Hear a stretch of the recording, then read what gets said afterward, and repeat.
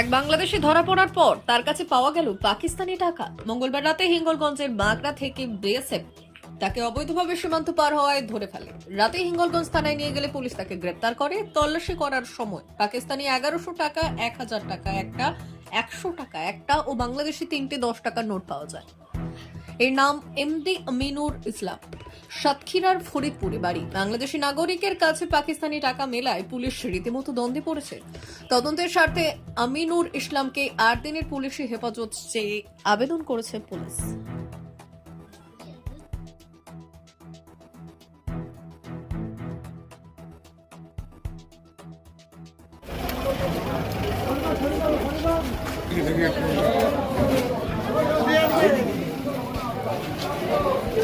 MD Masum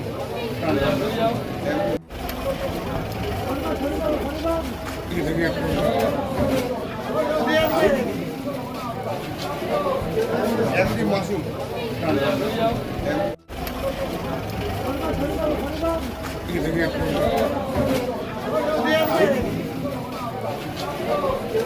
MD Masum